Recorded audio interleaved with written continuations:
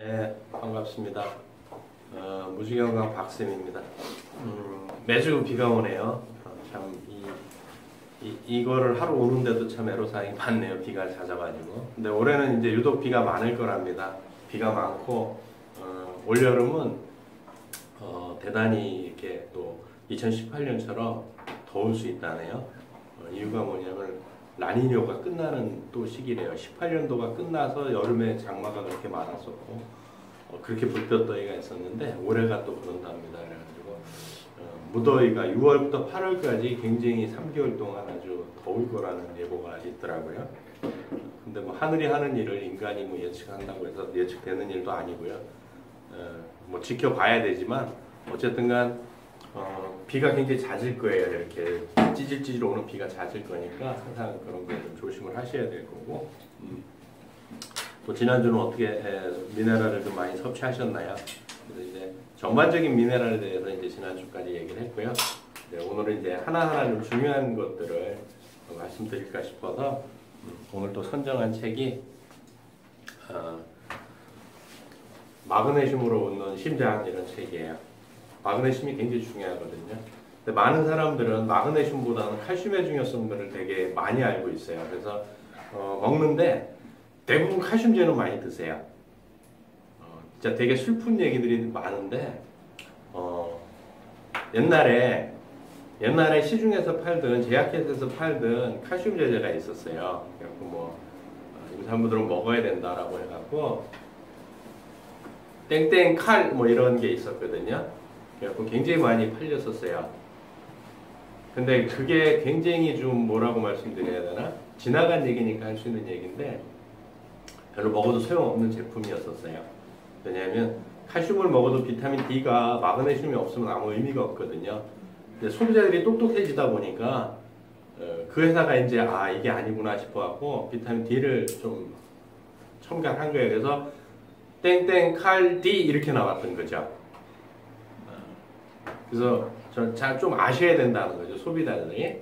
근데 요즘 안타까운 것들이 뭐냐면, 개인적으로 안타까운 게 뭐냐면, 인터넷을 뒤져가지고, 거기서 나온 검증 안 된 얘기들을 믿고, 막 이렇게 좀 무분별하게 그 인터넷에 나온 얘기를 진실로 알고서, 그거를 너무 맹신하는 분들이 있더라고요. 제가 아는 분의 또 지인께서도, 그런 케이스가 있어서, 이제, 말씀을 드리는 건데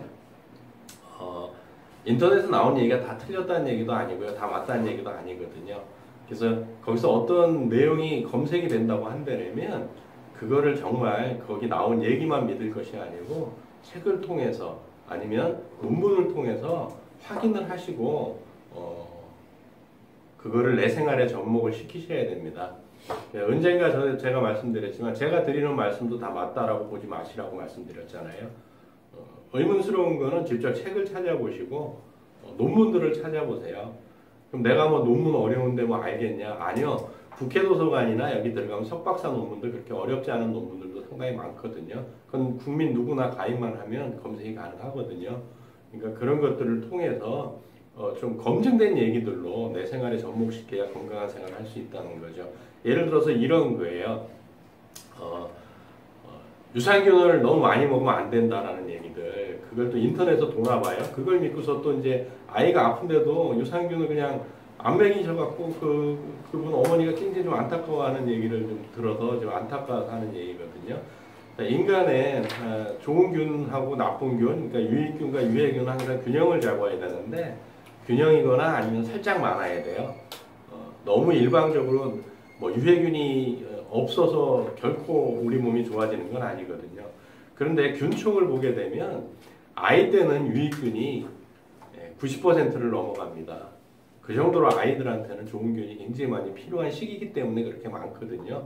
그러니까 그런 것들을 과학적으로 뭐 이렇게 인터넷에 떠도는 얘기가 아니고 정말 그 의학 박사들이나 의학 연구자들이 한 그런 내용들을 좀 확인하시고 생활에 적용시키는 게 건강한 생활을 할 수 있는 게 아닌가라는 생각을 해봤고요.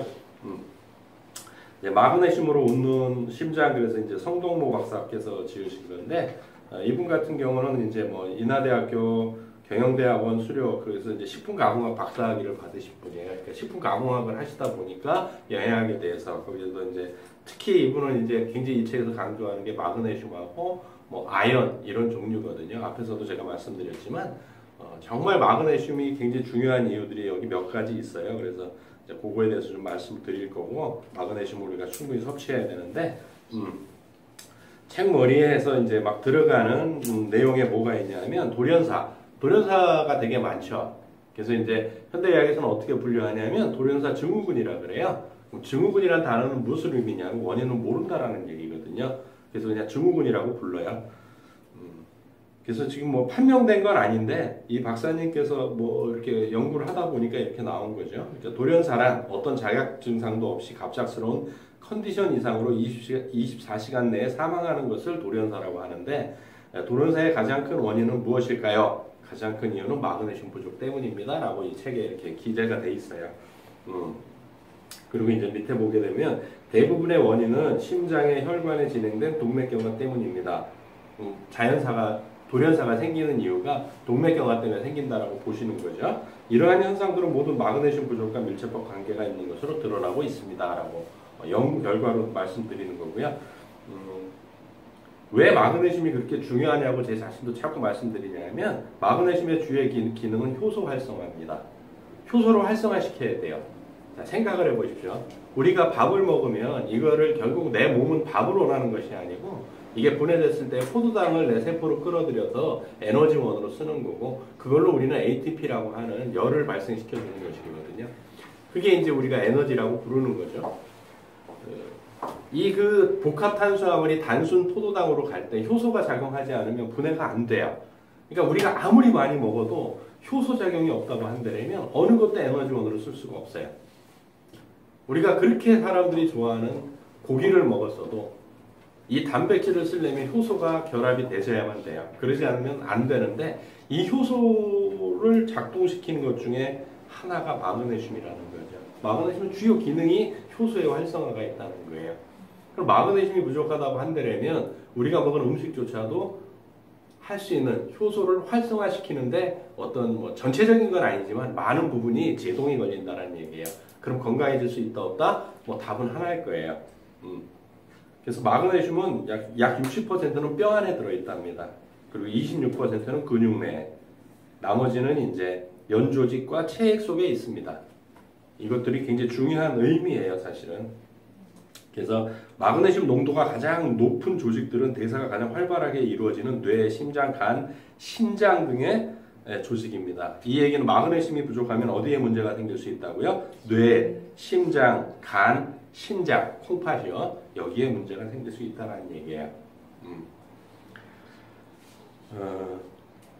이 박사님도 성동모 박사님도 이 책에 이런 내용이 있어요. 뭐냐면 영양분을 섭취할 때 칼슘을 보완하는 것이 가장 비중 있게 여겨지고 있지만 실제로 많은 사람들에게 마그네슘을 보완하는 것이 훨씬 더 중요할 수 있습니다라고 책에 기재가 되어 있어요.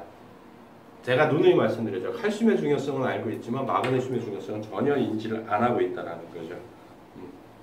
그래서 마그네슘의 기능이 어떤 것들이 있냐면 마그네슘은 에너지 생산, ATP 생산하고 관련이 있다는 거예요. 우리가 이렇게 말을 할 수 있고 걸어 다닐 수 있는 에너지를 만들어내는데 마그네슘이 필수적으로 필요한 거고요.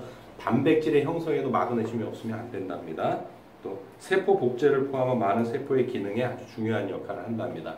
세포를 복제시킨다는 얘기는 뭐냐면 내 세포가 수명이 닿으면 죽고 그 세포가 다시 생성이 돼서 새로운 세포가 생성이 돼서 죽은 세포가 하던 역할들을 제대로 해내야 우리 몸이 정상적으로 돌아가는데 이 복제를 할 수 있는 것들이 마그네슘이라는 얘기예요. 굉장히 중요하죠. 또 인체 내에서 30개 이상의 효소 반응, 특히 에너지 생산하는 작용들에 관여를 하는 게 마그네슘이에요.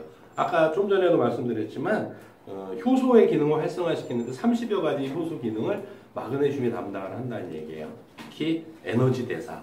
그러면 우리가 보통 에너지가 안 생긴다 하면은 뭐 여러 가지 문제가 있지만 그 중에 가장 먼저 체크를 하는 게 갑상선이잖아요. 갑상선이 에너지 대사니까. 그런데 갑상선에 아무 이상이 없는데도 에너지 대사가 안 일어난다 한다면 혹시 내 몸에 마그네슘이 부족한 게 아닌가라고 한번 돌이켜보는 거, 체크해보는 것도 좋은 상식이라고 말씀을 드리는 거고요.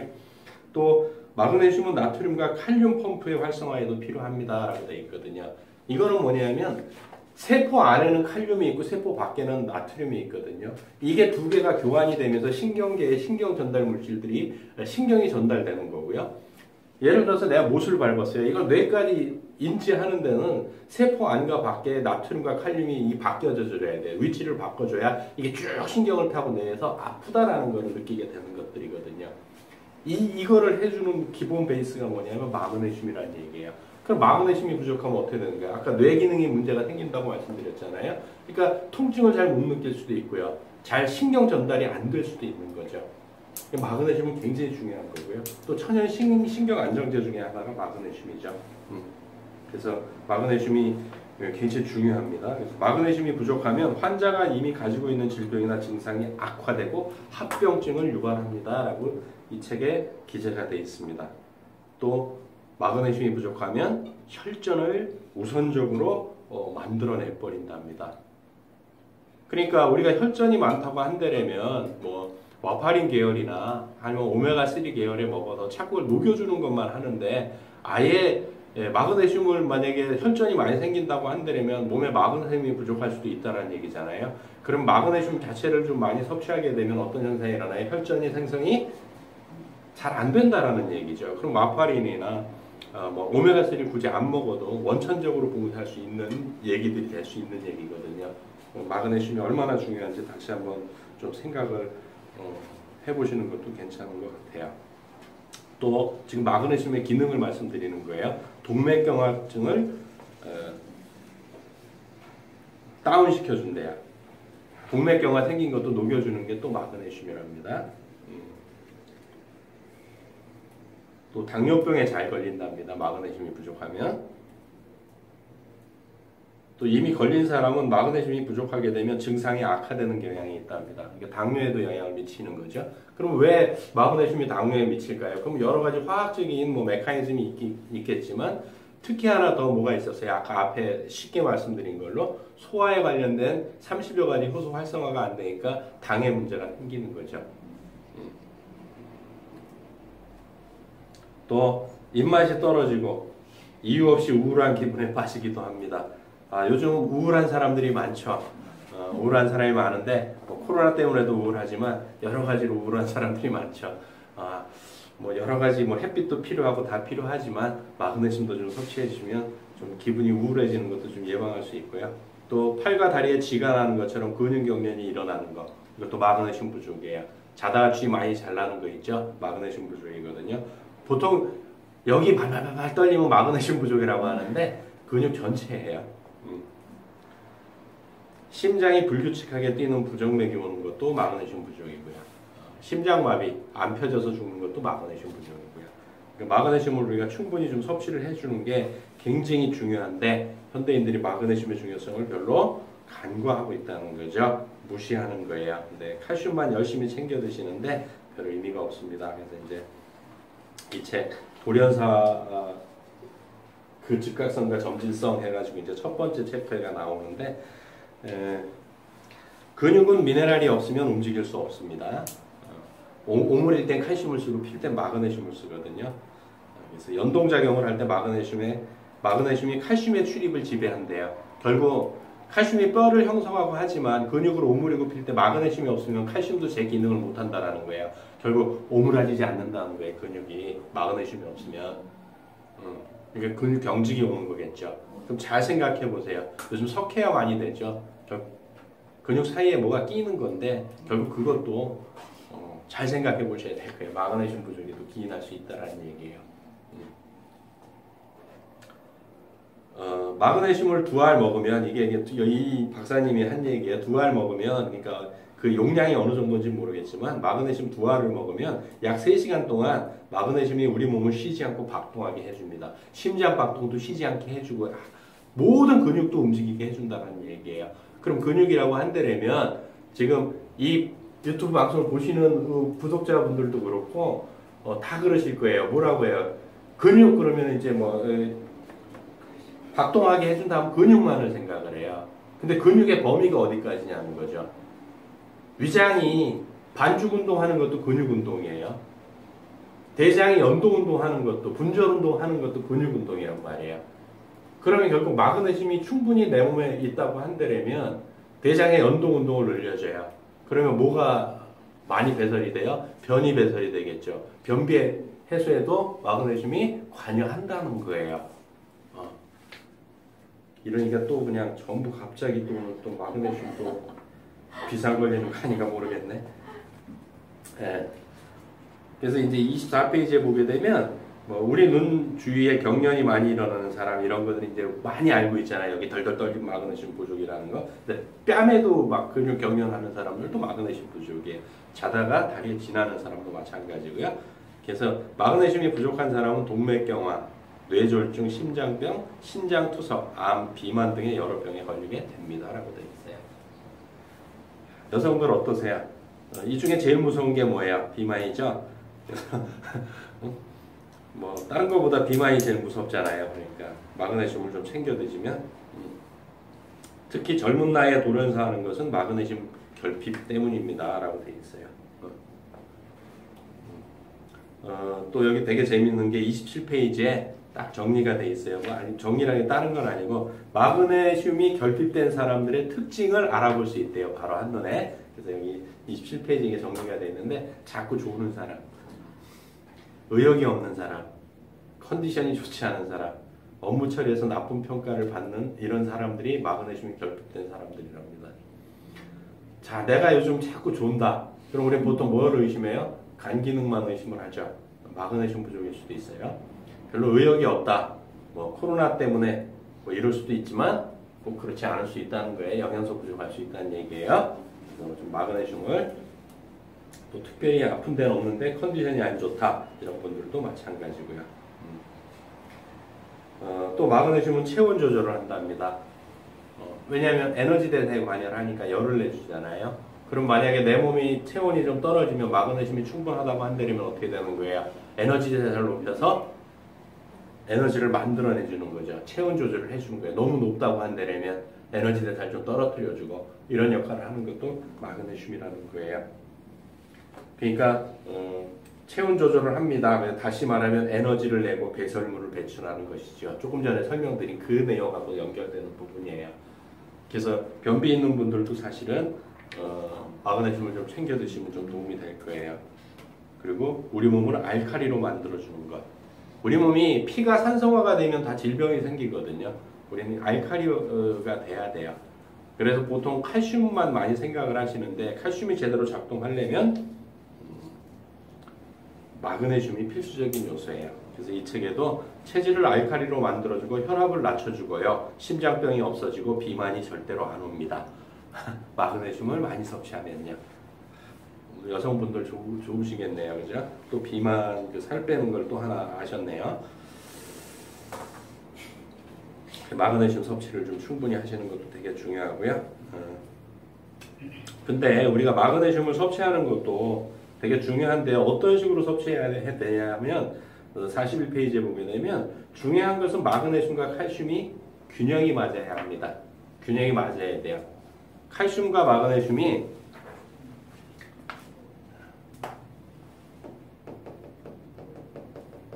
칼슘 대 마그네슘이면 이게 2대 1로 비율이 맞아야 돼요. 이 비율이 맞아야 내 몸에서 충분히 활용할 수 있는 거예요. 비율이 깨지면 또 다른 또 불균형이 생길 수 있거든요. 마그네슘과 칼슘이 균형이 맞아야 합니다. 심장 박동을 하지요. 뭐가요? 마그네슘과 칼슘이 심장 박동에 관여한다는 얘기예요. 심장이 박동할 때 심장 근육에 칼슘이 들어옵니다.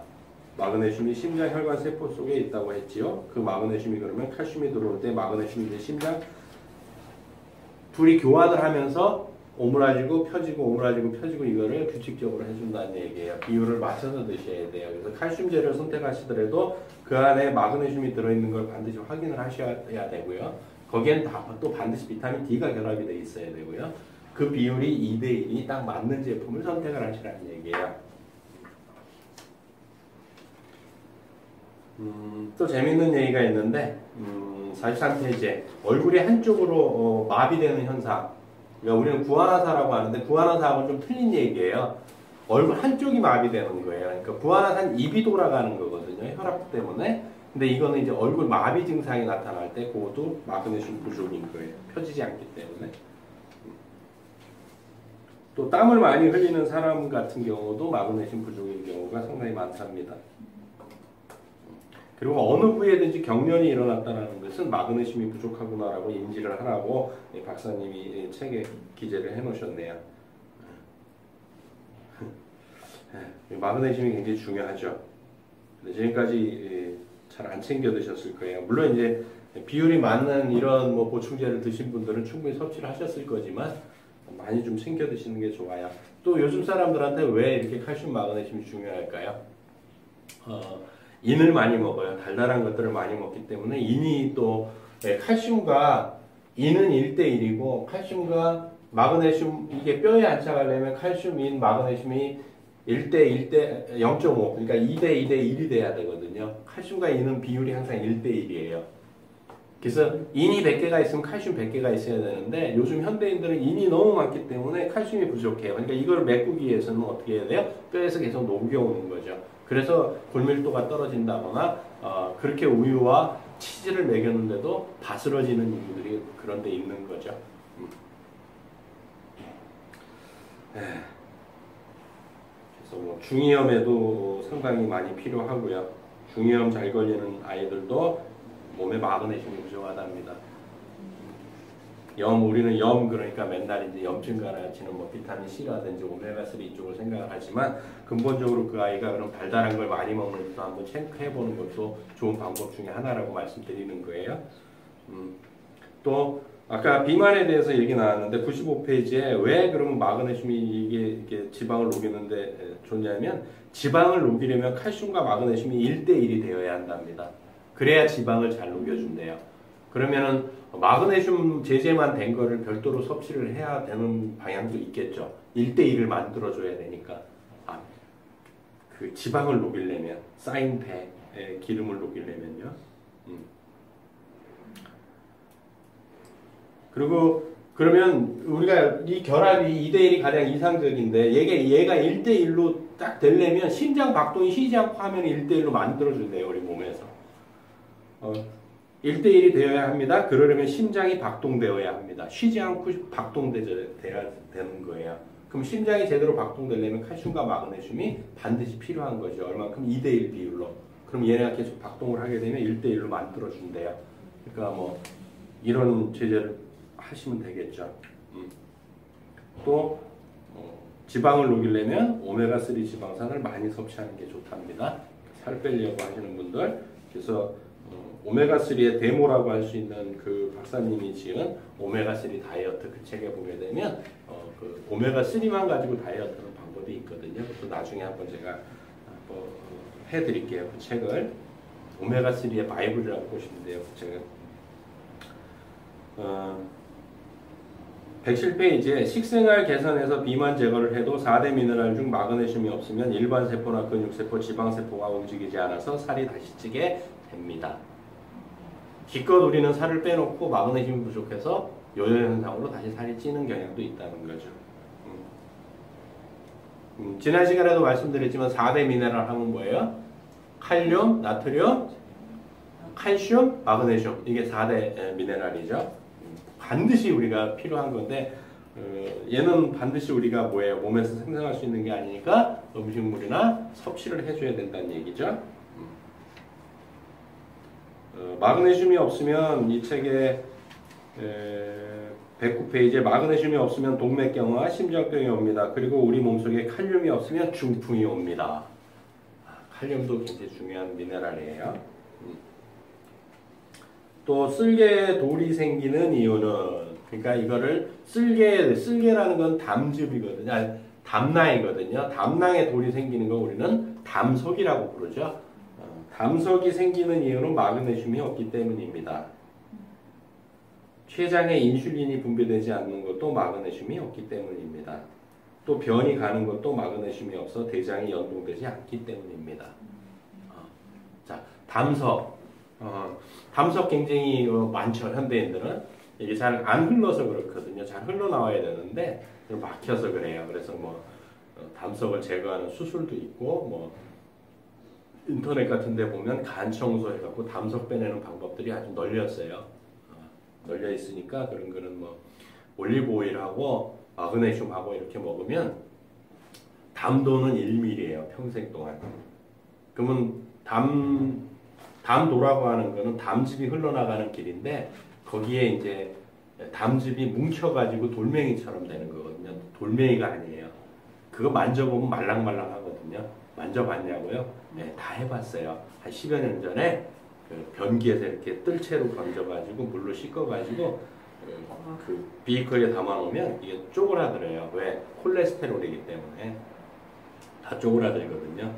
네, 얘 같은 경우는 콜레스테롤이기 때문에 눌러보면 말랑말랑해요.